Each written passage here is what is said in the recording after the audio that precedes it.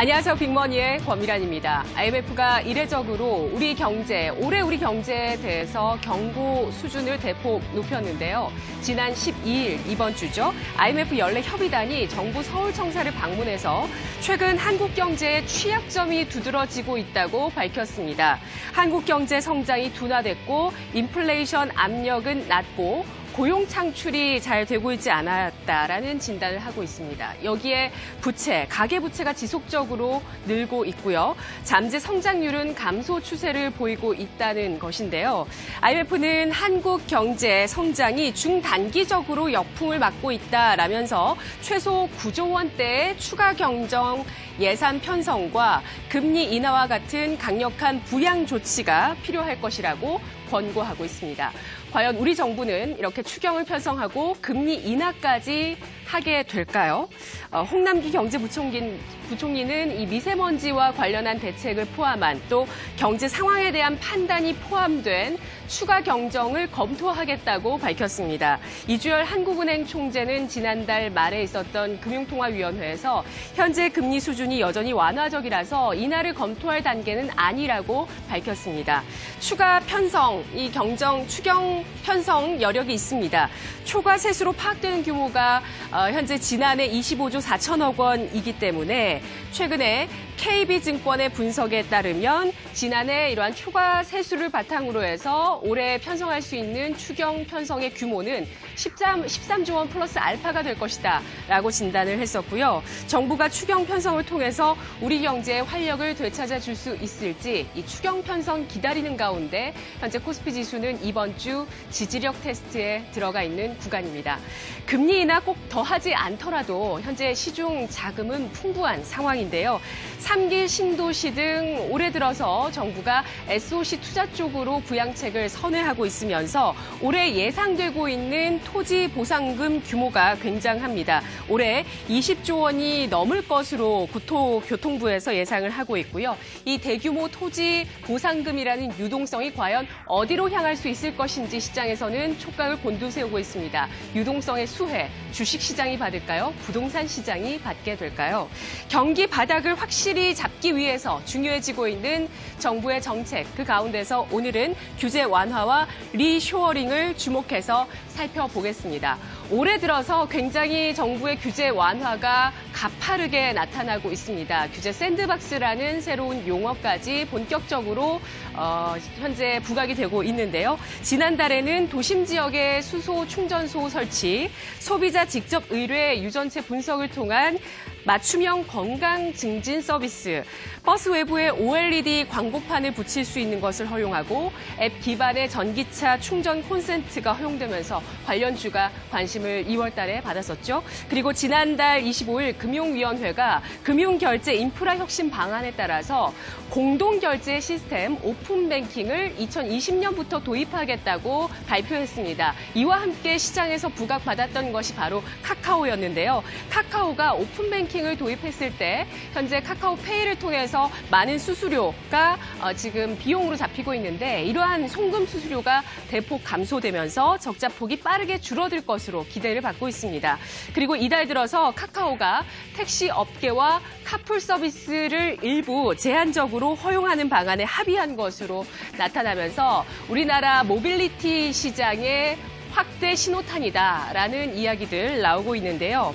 이 밖에 이달 말 미국 공유차 서비스 기업 리프트를 시작으로 우버와 디디 출신 같은 기업들이 올해 내에 IPO가 예정되어 있습니다. 따라서 공유 차량 서비스에 보다 진화된 서비스 혹은 성장성이 나올 수 있을 것으로 전 세계적으로 기대를 받고 있는 모습이고요. 앞서서 6일에는 카카오가 이렇게 퍼스트 마일, 라스트 마일, 그러니까 대중교통이 접해지지 않는 사각 범위에다가 전기 자전거를 공유하는 서비스, 카카오 T바이크를 출시하면서 전기 자전거 공유 서비스와 차량 공유 서비스에 시동을 거는, 따라서 국내에서 이러한 시장이 초기 단계에 진입하고 있다는 점 주목해서 살펴보시기 바라겠습니다. 차량 공유 시장은 전 세계적으로 2025년부터 2040년까지 연평균 102%의 높은 성장률을 보일 시장으로 전망되고 있습니다. 핀테크와 공유 경제뿐 아니라 이달부터 미세먼지와 관련한 여러 가지 또 규제 완화가 이어지고 있는데요. 미세먼지 대책 대책의 일환이죠. LPG, 그러니까 액화석유가스 차량에 대한 규제를 완화시켰습니다. 일반인의 LPG 차량 규모가 전 범위로, 전 차종으로 확대가 되는 건데요. 기존에는 택시나 렌터카, 관용차, 장애인용 차량에만 전 차종이 허용됐습니다. 세수 감소를 감수하더라도 미세먼지 주범 가운데 하나인 이 디젤차보다는 미세먼지가 덜 나오는 LPG 차량을 더 공급하겠다, 더 권장하겠다라는 것이 정부의 입장입니다. 국립환경과학원에 따르면 지난 2016년 기준으로 해서 1km 주행거리당 질소산화물 배출량이 디젤차가 0.56g이고요. 이에 비해서 LPG 차량은 0.006g에 불과합니다. LPG 차량이 우리나라에 도입한 것이 바로 1980년대였는데 37년 만에 전면적으로 해지가 됐다는 점에서 시장에서 주목을 하고 있습니다. 지금 산업부에서는 지난해 LPG 차량 등록 대수가 204만 대였는데 이것이 앞으로 2030년까지 282만 대까지 늘어날 것으로 전망을 하고 있습니다. 수요가 확대되기는 하겠지만 제한적일 수 있다는 점 짚어보시기 바라겠습니다. 충전소가 턱없이 부족하다는 것입니다. 그리고 이 밖에 좁은 트렁크 공간, 그리고 제한적인 공급 차종, 또 차량 출력에 대한 문제들, 이러한 것들이 좀 수요를 강력하게 촉진시키기는 어려운 대목이 되고 있는데요. 오늘은 문재인 정부 첫 수도권 규제 완화 사례가 될 용인 반도체 클러스터에 대한 심의가 있습니다. 이것이 조성 계획을 정부가 확정 짓겠다, 이달 안에 확정 짓겠다, 이런 얘기들을 했기 때문에 심의가 통과할 가능성이 매우 크겠다고 시장에서 예상을 하고 있는 모습이고요. 지난달 SK하이닉스가 용인시 경기도에 신청한 448만 제곱미터, 여기에 120조 원을 투입해서 반도체 신규 공장을 4개 지을 것이라고 하는데요. 여기에 들어가는 것이 뭘까요? 바로 장비겠죠. 오늘 반도체 장비주에 관련한 종목군들의 강세들 시장에서 주목을 받고 있는 상황입니다. 어제 국토교통부에서는 12조 6천억 원 규모의 민자 사업을 연내 조기 착공하겠다고 해서 건설주도 함께 주목을 받고 있는데요. 사실 제조업 리쇼어링 같은 경우는 글로벌적인 트렌드라고 보실 수 있습니다.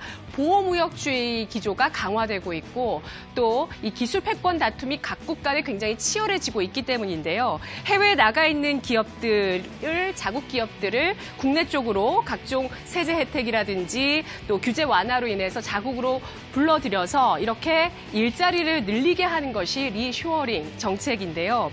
독일에서는 지난달 국가산업전략 2030이 발표됐습니다.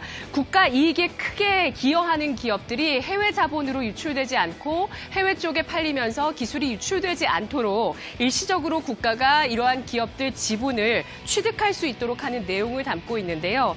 미국은 외부로는 관세 전쟁을 하면서 내부적으로는 감세 정책을 하고 있습니다. 이에 따라서 기업들의 리쇼어링을 유도하고 있죠. 국내에서는 광주형 일자리가 리쇼어링에 신호탄이라는 분석이 나오고 있습니다. 다음 달에는 바이오 헬스 중장기 전략이 발표됩니다.